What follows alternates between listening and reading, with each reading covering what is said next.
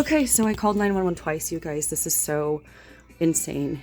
The stalker from my neighbor that I told the police about, he's back and he's driving around and he just parked in front of my house and he's revving his engine and they won't send the police. He came back twice. He'll probably be back again.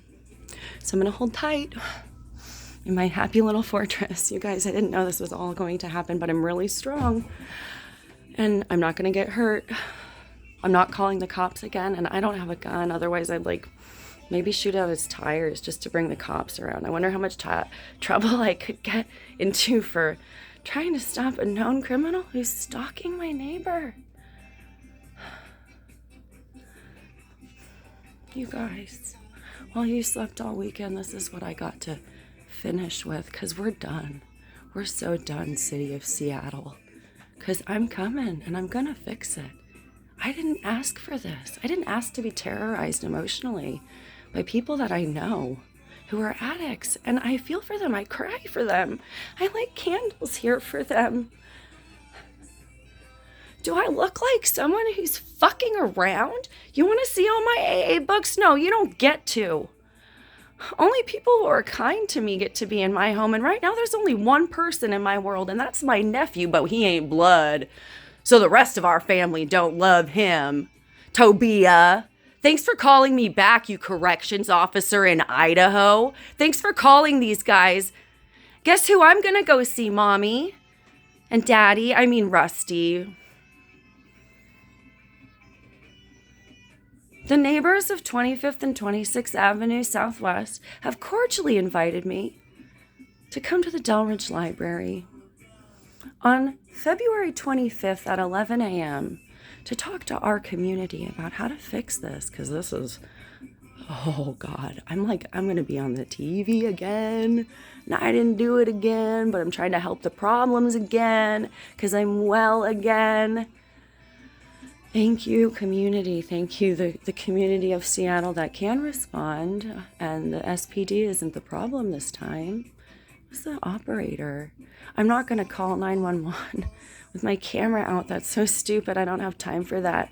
Right now, I'm just hanging on the phone with my friends who aren't here because they never are, because they never call to say, let's hang out.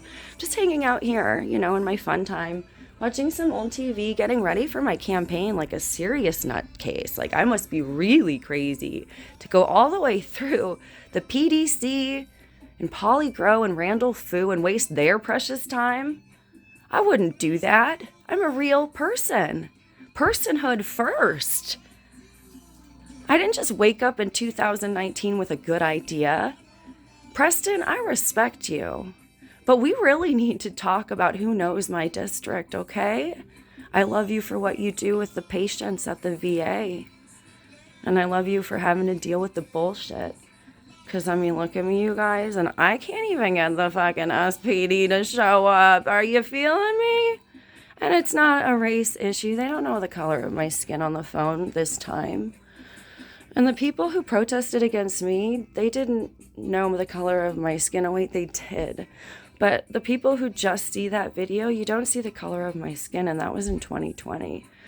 And it's more ironic, too, because I elected to go to an African-American literature class, and I loved it for so many reasons. I'm smelling the school, the same school that my elders went to, the same building anyway. Changed hands, changed names. I remember that class so vividly, and now that all this is coming up, and then on top of that, you guys, I lived in Florida for 9 months. Thank God I started smoking marijuana under my father's nose, and he caught me, and he told me some things that were really harmful to a teenager in a foreign country. Because Florida is foreign. I do not want to be a part of Florida anymore. How about you guys? Let's do something about this, because I'm doing everything I can in SPD. Like, they haven't called a crisis coordinator yet to calm me down. They don't know that I suffer from PTSD. They don't know that my nephew is sweetly sleeping in his bedroom, the bedroom that we've created for him, that I held for him while I housed the homeless and the needy. I kept it safe for temporary use, but it's for him because his family didn't give him much. But this isn't a beggar's request. This is just to let you know that I've been on here with you guys for 5 minutes. I didn't want to have to go this way, Lisa. Lisa Herbold, the city council representative for the district that you're in right now, like today, right now, while there's people outside of her house. Oh, maybe if I make that public, maybe if there's someone harassing her. What the fuck?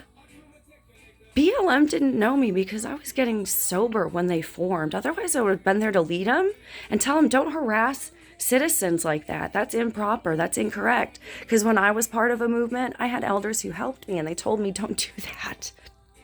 Don't do that.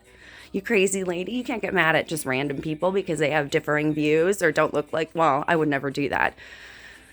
But man, you can't get in the face of those Bible thumping protesters. You gotta be smart about it. Let them have their peace. They're harming no one right there if you just let them talk. And maybe some people are just really grateful that I've got somebody to talk to. But I know I'm really grateful, and I'm just learning as I go. I got some great tweens who live next door who are sleeping soundly because they're not doing this. They don't know how to do this. I do. I know how to keep my community safe and learn. I don't want this to ever happen again. You guys, this is sad and tragic, but I'm really strong. And I ain't making it up. And I'm not part of BLM, Ryan.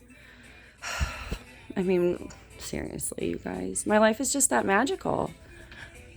Oh, good. You guys, 6 minutes and 41 seconds. That's how long it took for them to come see me. Well, while I was on the phone, I called them twice, and they hung up on me once and twice, and now they sent someone, but nobody called me to see about this little city council candidate. Isn't this a political thing?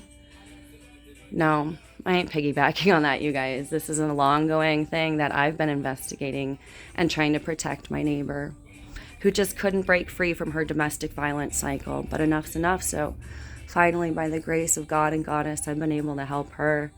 And maybe,